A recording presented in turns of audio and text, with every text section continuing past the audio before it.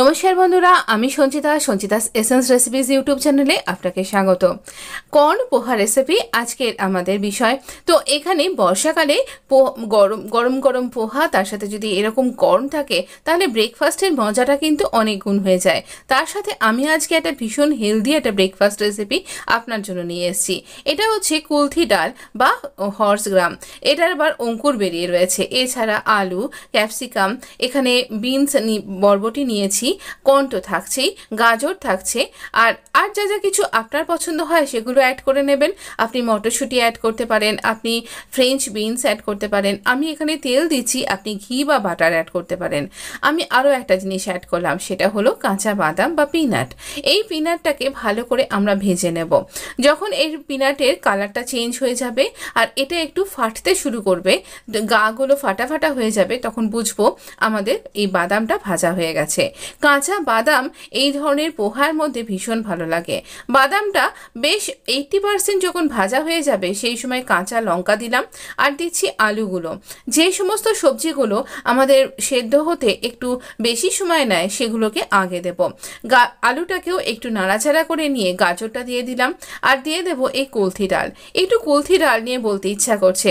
কুলথি ডাল না মানে সোর্স অফ ভিটামিন ডি। যারা ভিটামিন ডি এর অভাবে ভুগছেন, বা ভিটামিন ডি তো আমাদের সকলেরই দরকার বলুন, তো তাদের জন্য কিন্তু খুবই দরকারি এটা। তারপর এটা সারা রাত ভেজানোর পর এটার অঙ্কুর বেরিয়ে গেছে। এটা ভীষণ একটা উপকারী।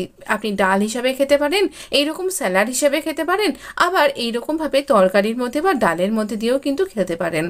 খুব এনার্জেটিক একটা খাবার বলতে পারেন। তো সমস্ত সবজিগুলো দিয়ে নাড়াচাড়া করা হয়ে গেছে। একটু পরিমাণ মতো নুন আর হলুদ দিয়ে দিলাম। এই ব্রেকফাস্ট রেসিপিটা আপনার বাচ্চার জন্য যেমন উপকারী, আপনার জন্য তো অবশ্যই ভালো। একটুখানি গোলমরিচ দিচ্ছি। আমি কাঁচা লঙ্কাটা বাচ্চাদের কথা মাথায় রেখে অল্পই দিয়েছিলাম, আর গোলমরিচের স্বাদটা কিন্তু খুবই ভালো লাগবে, আর বাচ্চারাও খেতে পারবে। এটা একটু মোটা পোহা বা ফ্ল্যাটেন রাইস বা চিড়ে, আমরা একে চিড়ে বলে থাকি। তো এটাকে আমি ভালো করে জল দিয়ে খুব ভালো করে ধুয়ে নিয়েছি, জল ঝরিয়ে আমি এখানে এটা দিয়ে দিলাম। একটু ছাঁকনির সাহায্যে যদি ধুয়ে নেন তাহলে পরে কিন্তু এটা ধোয়াটা খুব তাড়াতাড়ি হয়ে যাবে, আর এটা কাদা কাদা হয়ে যাবে না। আর যেহেতু এটা একটু আমার মোটা চিড়ে, সেই জন্য এটাতে তেমন কোনো অসুবিধাও হয়নি। এটা সুন্দর হয়ে রয়েছে। সামান্য একটু টেস্টের ব্যালেন্সের জন্য আমি 1 চামচ চিনি অ্যাড করলাম।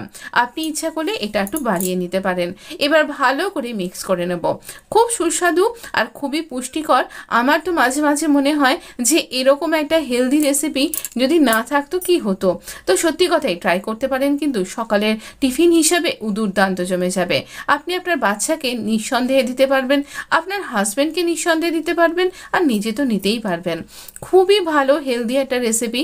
এখন এই বর্ষায় ধনে পাতাটার একটুখানি সমস্যা দেখা দিয়েছে, তাই অনেকখানি ধনে পাতা না দিয়ে আমি শেষে অল্প একটুখানি অ্যাড করলাম। আপনার কেমন লাগলো রেসিপিটা জানাতে ভুলবেন না। ভালো লাগলে লাইক, শেয়ার, সাবস্ক্রাইব এবং কমেন্ট করতে একদমই ভুলবেন না। ভালো থাকবেন, সুস্থ থাকবেন। ধন্যবাদ বন্ধু।